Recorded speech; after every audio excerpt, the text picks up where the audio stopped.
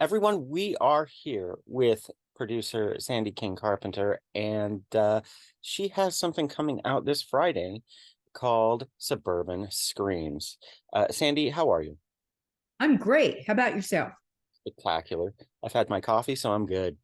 Yeah, Uh, it so, counts. It counts. so can you give me a brief description of Suburban Screams, John Carpenter's Suburban Screams? It is a kind of a new form of show that is half scripted and half unscripted. So these are true stories of survivors of unfortunate events. There's everything's from serial killers, phone stalkers, haunted houses, Ouija board ghosts, a wide variety of encounters that it focuses on the survivors and the victims. Mhm. And that's what I think is somewhat unusual. I always bring up the example of Dahmer, where people know all about Jeffrey Dahmer, but how many people know about the neighbor beneath him? Mhm. The Niecy Nash played her character. How many people know what's happened to her in the years since? Um, I felt it was important to take it from that standpoint. What happens to the town that's been victimized by a serial killer? Um, what are they left with afterward? And it became really clear to me well, uh, when they just had the serial killer escape in Pennsylvania. Mhm. You know, that whole town was on lockdown, terrified for what, a couple weeks. Yeah, yeah. Um, we have one like that that not only escaped but killed and set fire and got revenge on a town twice. Oh, Uh, so wow. you have to ask yourself, are those people ever, do they ever live without fear later that the guy's going to escape again? Mhm. And we see it through the eyes of the newspaper owner and editor who were victimized by the guy later, burned Mhm. down his house, all that stuff. Um, we have the Ouija board and the guy who, you know, how would you feel if you go to what you think is a beer party and all just playing around and you somehow connect to the other side? Would you ever feel the same that you spoke beyond death? Right. And that's where truth becomes fact to some people. That becomes your fact, that becomes your life forever after. Mhm. So that's the basis of these stories. It's a That's a fascinating take.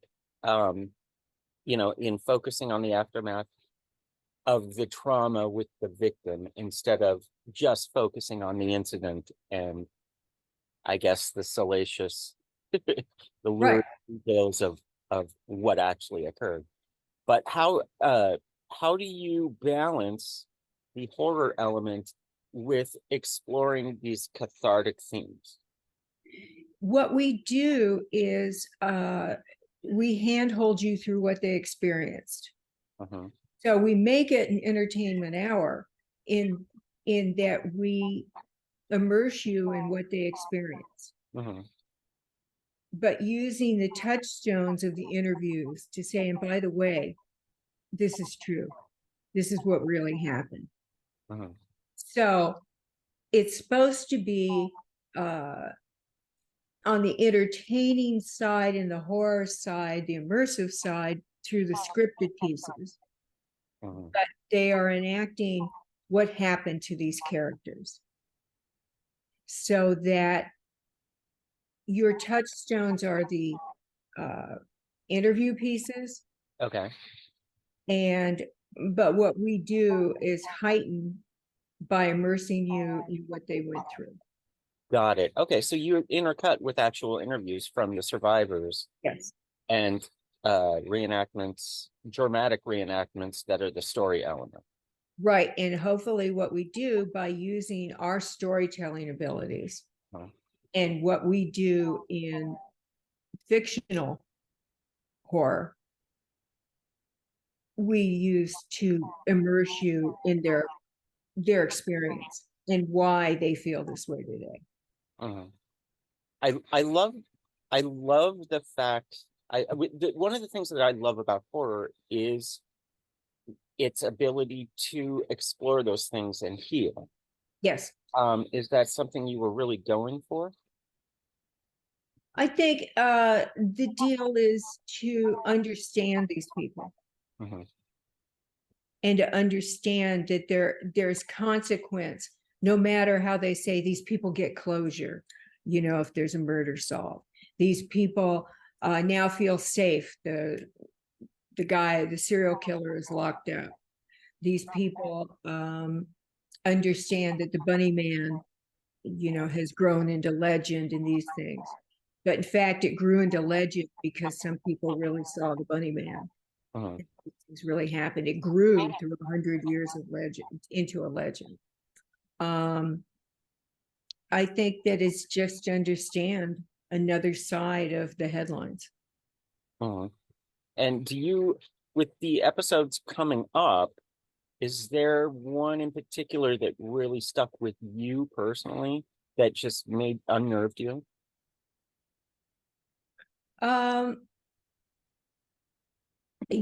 I would say, Bunny Man came out really well and was a well-balanced story, well-directed and well shot. John's, because it had his touch and his story, was the woman, the fact that she's still victimized today was just oh wow. And meeting her was, wow, you're never going to be the same. I think that the notion of this serial killer that kept coming back at this town and killing people and setting fire to them and burning down the newspaper owner's house. He was a fascinating interview. He gave up everything to tell the story. Wow. Yeah, his wife left him, his house got burned down. He was stalked by the killer. And it was very interesting, the dichotomy between him and the editor, who is kind of like in his glory days over it and wrote a book about it. And they no longer speak because the one guy lives off it and the other one is like, I'm sorry, no one will ever be the same again, because they're waiting for him to get out again. Yeah, exactly. You're just waiting for the other shoe to drop again. Yeah. Wow, that's intense. Well, I cannot wait for people to see the show. It's going to be a lot of fun. And everyone, again, Suburban Screams, John Carpenter's Suburban Screams comes out on Peacock and Hulu Friday, October 13th. And Sandy, it was an absolute pleasure to talk to you. And best of luck on this. I hope to see more of them. Thank you. I hope so. All right. Take care.